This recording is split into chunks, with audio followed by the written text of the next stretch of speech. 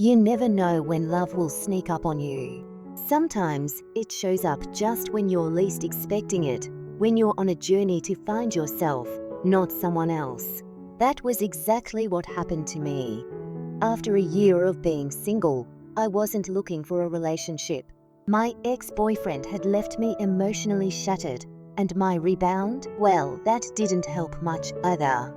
I was focused on healing, on learning to love myself again.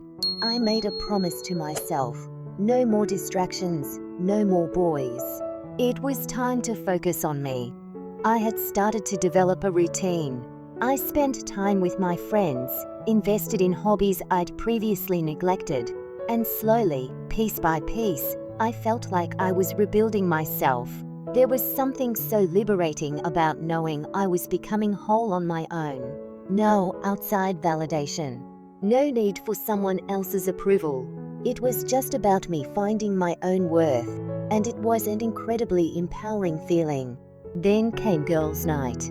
You know the type: loud music, drinks flowing, the perfect chance to let loose and forget about the pressures of daily life.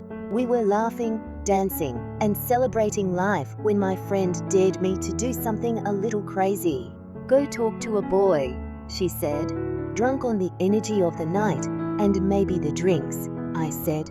Why not? Looking around, I wasn't trying to find someone I'd end up liking. No way. I just wanted to win the dare and pick someone who wouldn't immediately turn me down. And that's when I spotted him. This boy who seemed different. He was standing near the bar, casually sipping his drink, not overly loud or drawing too much attention to himself. He had this air of confidence, not arrogance, just comfort in his own skin. Before I knew it, fueled by liquid courage and a strange sense of curiosity, I walked over and introduced myself. I still don't know how I did it, but the words just flowed. Hi, I'm your name, and I just wanted to say hello. Simple, direct, but it worked. He smiled, introduced himself, and we started talking. His voice was warm, and our conversation felt natural, not forced. We exchanged numbers by the end of the night, and as I walked back to my friends, I thought, well, that was fun. Little did I know, this moment would change everything. The next day, we hung out.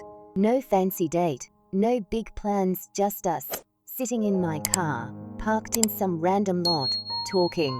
And we talked and talked and talked. Time flew by, and before we knew it, it was 3 a.m. The depth of our conversation caught me off guard.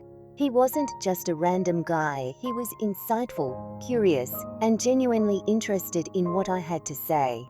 I learned so much about him, and he learned so much about me. By the end of that night, I realized this wasn't just some dare anymore. We had become friends. Over the next few months, we kept hanging out. It was always fun, always easy. But somewhere along the way, my heart began to betray me. I started catching feelings. And these weren't just little crush-like feelings. These were serious, stomach butterfly, heart-racing emotions. It scared me. Here I was, finally finding my groove, learning to love myself. And now I was falling for a boy who might not even feel the same. Worse, we had become such good friends. What if telling him ruined everything? What if he didn't feel the same and things became awkward? I didn't want to risk losing our friendship over some unrequited feelings, so I decided to wait a little longer. The days turned into weeks, and the weeks into months. We continued hanging out, laughing together, sharing deep conversations that stretched long into the night. I found myself drawn to him in ways I hadn't expected. Every time I saw him, my heart skipped a beat. It was like there was this invisible force pulling me closer, and no matter how hard I tried to ignore it, I couldn't. Finally, after months of silently crushing on him, I couldn't hold it in any longer. One day, I gathered the courage to tell him how I felt. My heart was racing. My palms were sweating. I had no idea what to expect.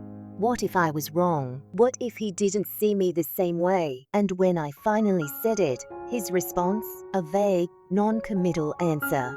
No, yes, no, no. Just uncertainty.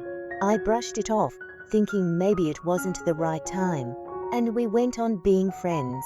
But my feelings, they didn't disappear. They lingered, making every interaction with him more complicated. Then, one day, I found out through a mutual friend that he was talking to other girls. My heart sank. I felt crushed, like the air had been knocked out of me. We're just friends, I kept telling myself. I needed to start accepting that. It wasn't easy. I tried to convince myself that I should move on, that he wasn't interested in me the way I was in him. But every time I saw him, those feelings came rushing back. It was a constant battle between my head and my heart. My head was telling me to let it go, but my heart was holding on, hoping that maybe, just maybe, there was still a chance. Soon after that, I had to leave the city for 2 weeks. It was the longest we had been apart since we started hanging out, and I didn't know what to expect when I got back.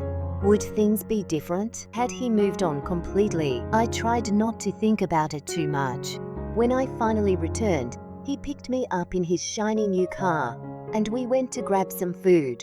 The moment I saw him, something felt different.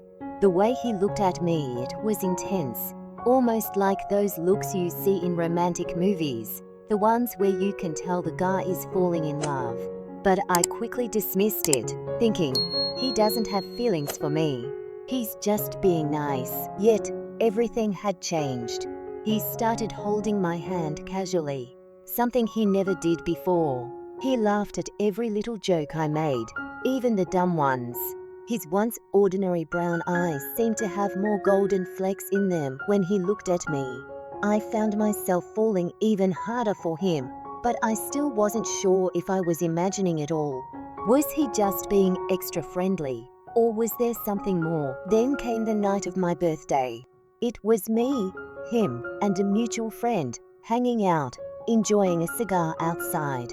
Our mutual friend casually asked if either of us had our eyes on someone special. My heart skipped a beat. I played it cool and said, no, but when he was asked the same question, he gave this cryptic yes and no answer. What did that mean? I was left overthinking every little word, every little interaction. Was he hinting at me, or was I just reading too much into it? Months passed, and nothing changed until April 11th, 2024. It's a date I'll never forget. We were sitting in his room, casually watching TV like we always did. Then, out of nowhere, I felt his hand on my face. He gently pulled me in, and before I knew it, we were kissing. My mind was racing. Finally, it's happening, I thought. But then, he pulled away, looking concerned. I'm sorry, he said. I didn't ask if you wanted me to kiss you. My heart melted. He was always so considerate, so thoughtful. I smiled and told him, of course I did. Relieved, he smiled back.